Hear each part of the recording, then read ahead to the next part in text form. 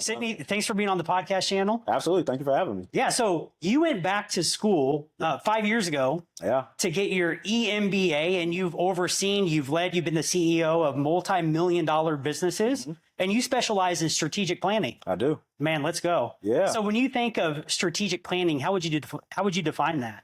Well, it's funny because the term strategic planning is an oxymoron in and of itself, right? It's like bittersweet, right? Like those two things don't go together. Strategic planning really doesn't go together.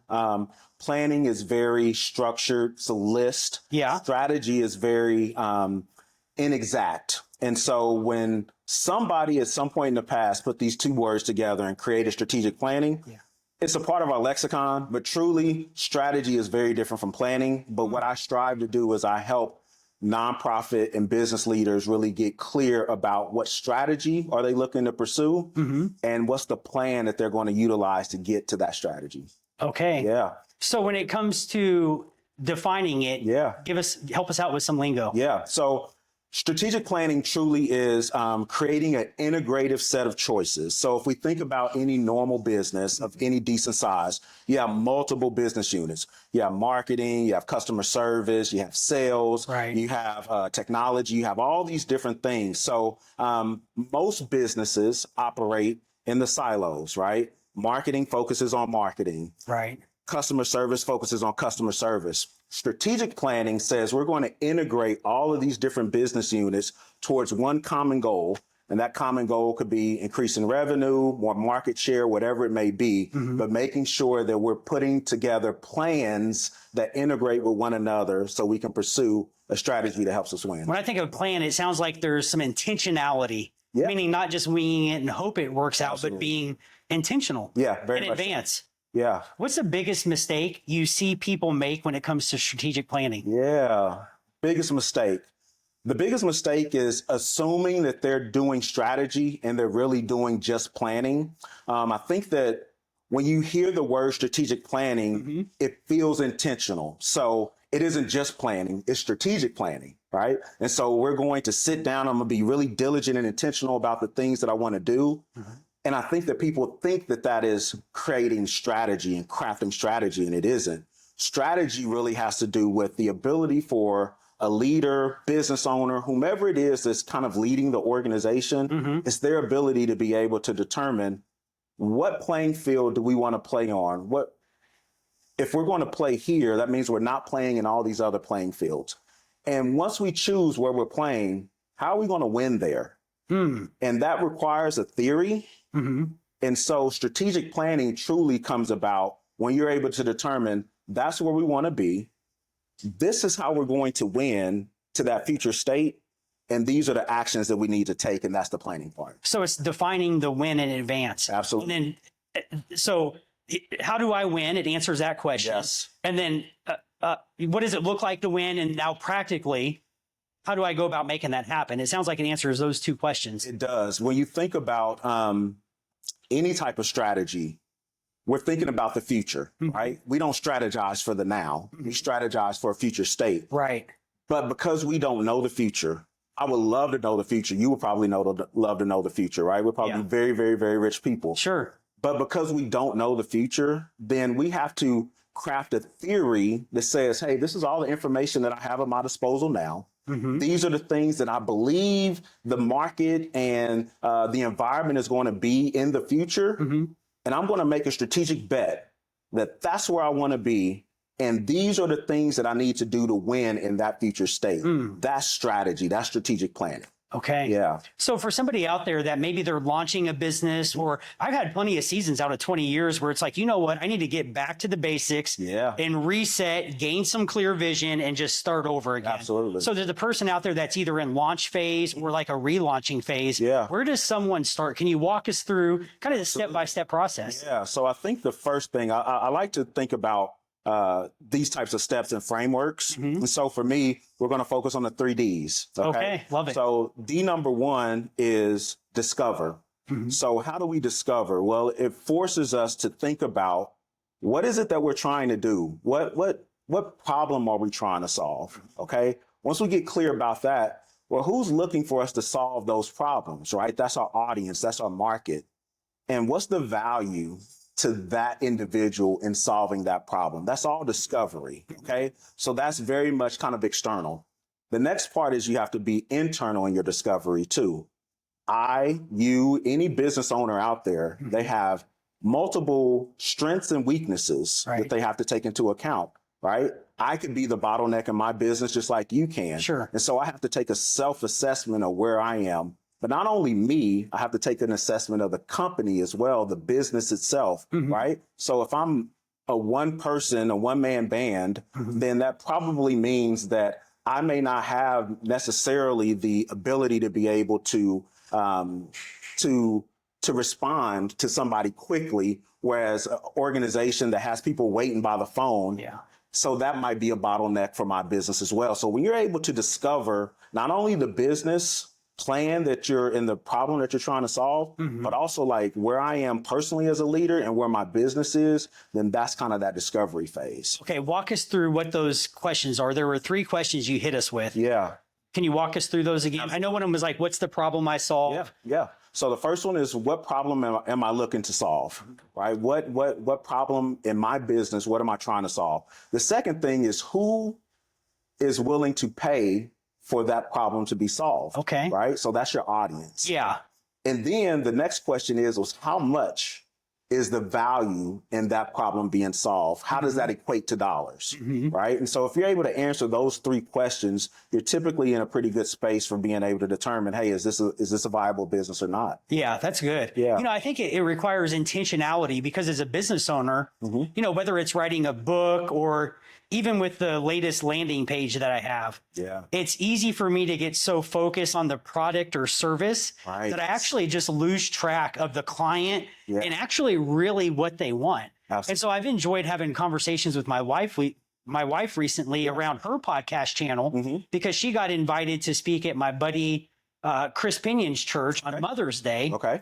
Hopefully it's cool for me to say that out loud, and yet it is what it is. Point is that I'm asking her, like, okay, babe, like, what is, when you think of women, like who do you want to speak to? Right. Like, focus on figuring out where that person is at in their life. Exactly. And I think that requires intentionality. And I haven't always thought that way. Yeah. I've always thought about, what's my product or service? What am I going to charge? Where do I find people to sell it to? Right. So I love what you say, like flipping the script and having it to hyper focus on the challenge and bringing solutions that people are actually having. Absolutely. When you think about all of the options that any of us have with any type of problem that we're trying to solve, right? If I want to go to a coffee house, I have multiple options that I can choose. Right. Why do I choose one instead of another, right? And so if we're able to put the client, that problem seeker, they're looking to get a solution seeker, actually. If we're able to find out what it is that's most important to them and then craft our business in that way, truly servant leadership, servant ownership, if we're able to do that, then we're in a better position than not.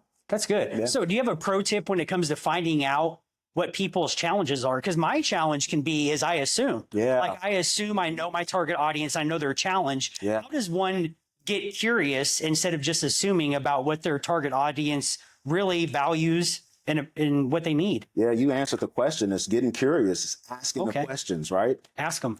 That ability for you to be able to assume that you don't have the answer, right? Okay. But the answer that I'm seeking as a business owner is out there in the problems of my target audience, right? So if I ask them, hey, what are you struggling with? And what do you think you would be satisfied with to help solve that problem? That helps inform me as a business owner with maybe this is the direction I need to go. Yeah. So just your advice is just straight up ask them. Ask. That's solid. Ask and you shall receive. 100%. That's a good verse. Yeah. Right. Matthew. Yeah. Okay. So you said that there was 3 Ds. Is that right? Yeah. What was the first one? So the first one was discover. Discover. What's the next one? The second one is decide. Decide. Okay. So once we discovered what the potential problems are, our target audience, all of those different pieces, the second thing we need to do is decide, out of all these different options, how am I going to attack that problem, right? Because there's multiple ways to attack any problem. And so I need to decide, how is it that I'm uniquely positioned as a business owner, as a supplier of solutions? How am I going to put myself into the marketplace? So we need to decide. We need to decide, okay, with all the strengths that I have, and some of the weaknesses that I bring about too, how am I going to go about delivering the solution to the marketplace? And so that ability, once you discover what's out there and what's the problems, deciding how it is that you're going to go about approaching that problem and delivering a solution, that's the next step. Powerful word. Right. So in business, what are some of the questions I would ask myself to decide what I'm doing and not doing in my business? So I think that sometimes we overcomplicate business. We do this type of thing every day, all day, right? So there's this thing where if I'm hungry, I have a few options. I can choose to cook dinner myself. I can go grab something from a restaurant. I can use Uber Eats. All of these are viable options, but which one am I choosing to do? And so the question is what aligns with you and your strengths, what it is that you like to do and your passions.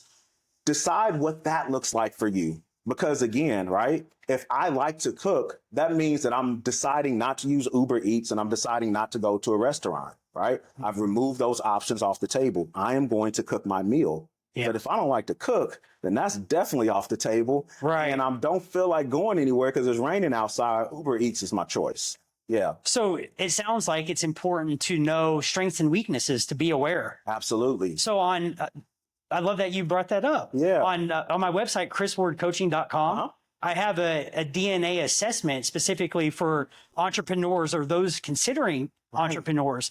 And I'm a fan of strength finders, me too. DISC assessment, because I believe that you have to know yourself in order to grow yourself. At least that's what John Maxwell's taught me. And I believe it's true. I have to become more aware of like, hey, these things I'm good at, and some other things I'm not so good at, right?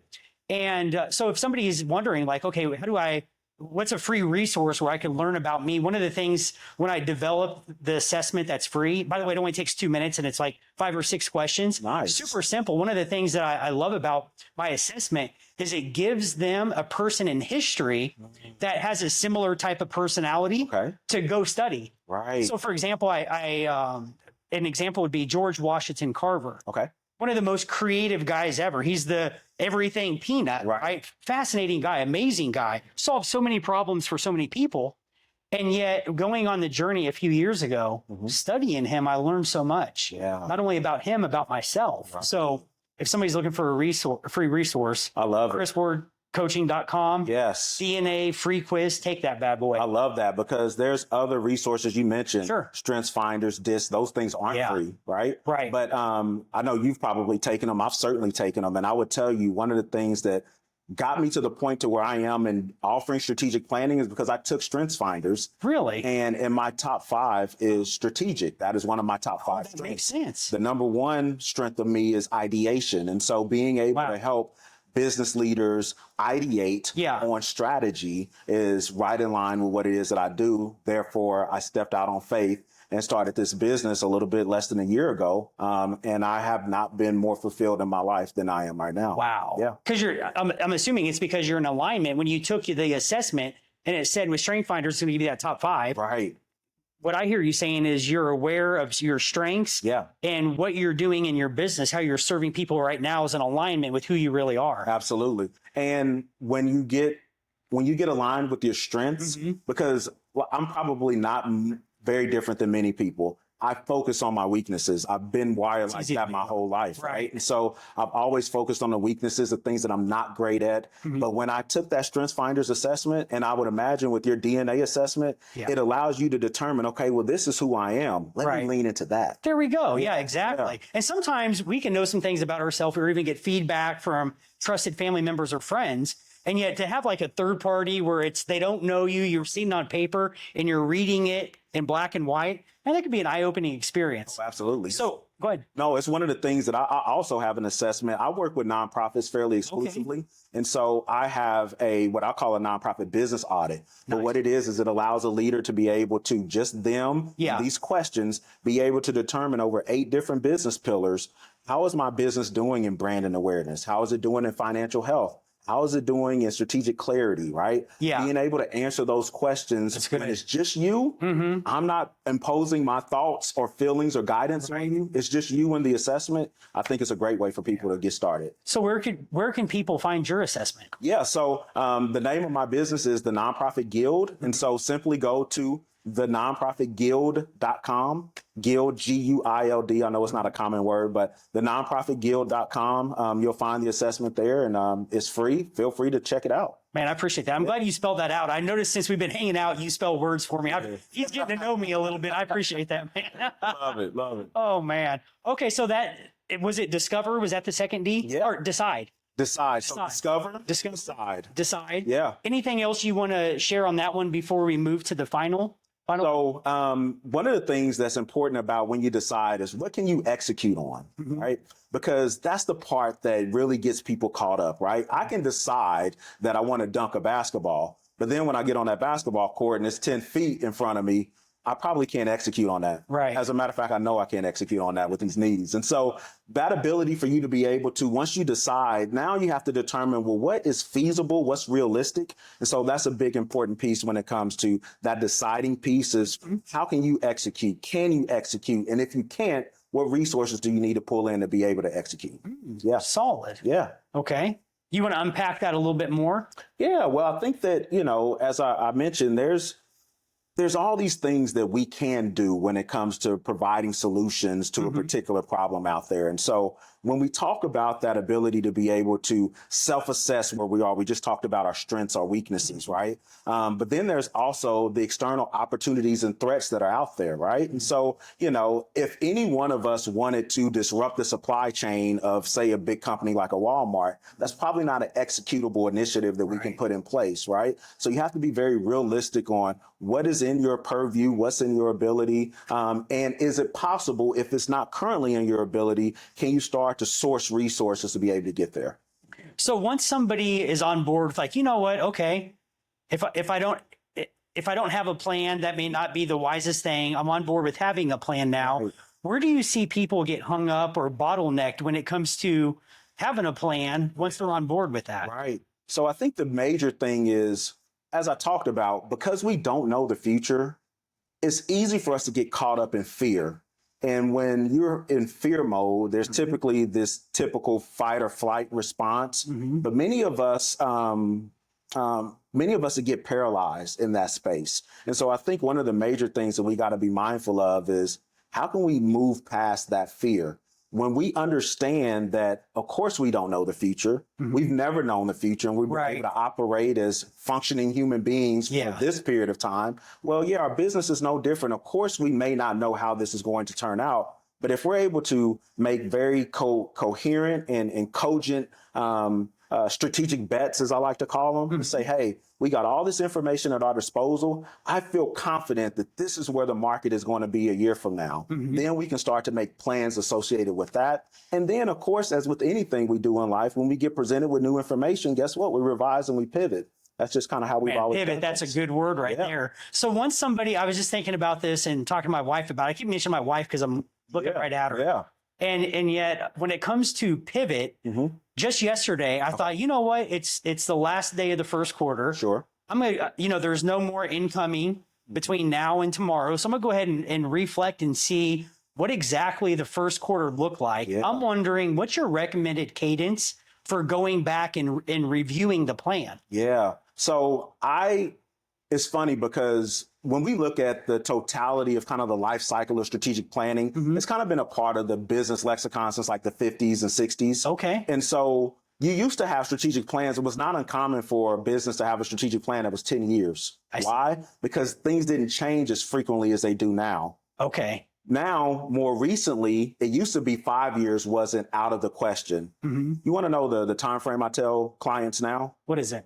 24, 36 months max. 2 to 3 years. 2 to 3 years max. Things are just changing far too rapidly for us to have a very coherent strategy beyond that timeline horizon. That's good. Yeah. So as it relates to how often are we looking to revise, it depends on how your business is set up, right? But I would say that having some level of weekly touch points. Okay. Right. So if you know that there's a certain amount of clients that you need to get in contact with each week, did you meet that goal? If you didn't, why not? Right. Now you talk about quarterly, right? So before quarterly, monthly, right? Yeah. How did the month of January treat us? What about February? What about March? Okay. In totality, that quarter, how did it treat us? And knowing maybe if you're a business that's been in business for a period of time, you probably have some historical data that says, hey, there's some cyclical moments where maybe the summertime is our most busy time. But we're a little bit behind, so we might need to add something in the summer or fall. So, but I think that if you're able to look at certain metrics weekly, look at other metrics monthly, look at other metrics quarterly, I think that's a good cadence. Yeah. One of the things I love about you is you've shared with me and in our group of guys how you feel like you've grown spiritually closer to God as a result of being an entrepreneur. Yeah. Would you touch on that? Yeah, man. It's I would tell you just a little bit of context for anybody that's paying attention right now. I have not been a churchgoer as an adult. I could count on one hand prior to the end of 2025, the amount of times I was in a church on a Sunday. You know, I had a lot of things in my childhood related to religion and things. And so it was just, I was always okay. It was just me and God, me and you. I don't need nobody else in between what we got going on. Yeah. In starting this business last summer 2025, there's an amount of faith that takes to go out and start the thing from scratch. I left a 6-figure salary behind to go and start this thing because I very clearly heard God tell me it's time for you to go build it. And when you're displaying faith in this season, in this period, business, it forces you to start looking at all these other aspects of life in which you need to display faith. And one of those areas was, hey, you know, it's important for you to be with like-minded individuals. Why have you not done that? And so it forced me, as I was looking at this business and I'm depending on God for all of this faith and all this trust. Well, why aren't you trusting me in these other areas, Sidney? And so I had a conversation with my wife. I said, I think it's time that we find us a church home. And so it's interesting that if you would have asked me this question last year, a year ago, I would have been like, yeah, I don't do the church thing. It's not my thing, right? And then now it's like, I'm missing Bible study. Or how I can't do that. I'm gonna miss church on Sunday, right? Wow. It's incredible how God works through different avenues. For me, it had to be through business, through entrepreneurship, but it's drawn me so much closer. So what would you say to the business owner out there that it's like, you know, they believe it's time to launch or relaunch, but they're terrified. Maybe they've never done it before, don't know what to do next. What would you share with that person? I would share that it tests your faith. And whatever your belief system is, right? I'm not here to proselytize. I believe in Jesus. I'm a Christian, but whatever your faith center is, you need to get very comfortable understanding that you don't control a lot of this stuff. You might try to influence it. You may try to get to a place to where you're able to, on some level, control some aspects, but this is an unwieldy thing and you will never fully control it. And so understanding that going in, trying to reduce that stress a little bit, understanding that there's angst and there's tension there. But if you know that going in, there's going to be days that are great, and then there's going to be days that aren't so great. But if you're able to understand that going in, when you approach a day that isn't so great, tomorrow will be better. Yeah, that's good. I introduced you to a lady that's in we have the same coach. Shout out to Omar Eltacori out of Vegas, right? Yes, sir. And he'd be proud of us right now. And one of the ladies that took his challenge last year, she's a doctor of psychology from Florida. She has family in town. So her and I recorded a podcast earlier this week. She mentioned the faith aspect about how being a business owner is like you learn to trust God as long as you're open to that. Right. You learn to trust God more. There was a word that landed on that, come to find out that it was meaningful. I saw her earlier on she shared a short on YouTube and Facebook about this. And it was a word that I didn't really think much of because I've been pondering on it over the past year or so. The word submit. Come under the authority of. Absolutely. Come to find out that was a timely word for her, according to her in our recording earlier this week. And so when it comes to being a business owner, I think about ambition, a desire for a better future, and all that has been helpful for me. And one of the things I've discovered, it's like Jesus loves me so much, he will let me give it all I got in my own effort and strength, and just kind of like, Chris, I'm here. As soon as you get burnt out and tired and realize you don't really have what it takes, I'm right here, man. Right. And so one of the things I've discovered is that I feel like a key to having a successful business, when I think of a successful business, I'm going to define that, because that could mean a lot of things to a lot of people. I think about success ultimately comes down to two things. Number one, pleasing God and serving people. That's how I define success. Love that definition. And so when it comes to having success, the key that I've discovered, if I have discovered anything, is to submit. Looking like, okay, God, I'm learning about strategic planning. I'm open to strategic planning. Right. Maybe I feel overwhelmed. I'm not sure what to do next.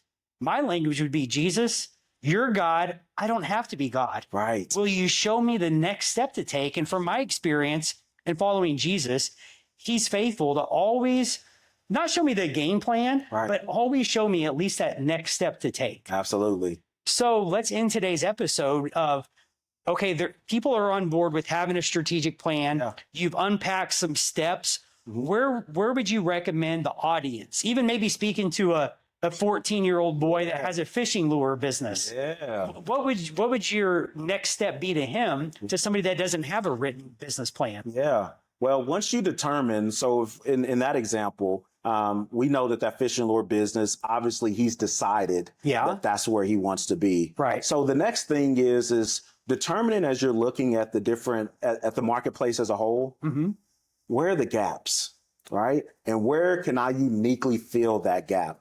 I would imagine there's probably not a lot of 14-year-olds that are locked in on fishing lures, right? So that in and of itself is a unique selling proposition, right? 14-year-old focusing on fishing lures. Then from there, it's like, well, what gifts does that 14-year-old have? Maybe they just have an incredible gift of gab. Maybe they have a network of individuals and their parents are big fishermen and women.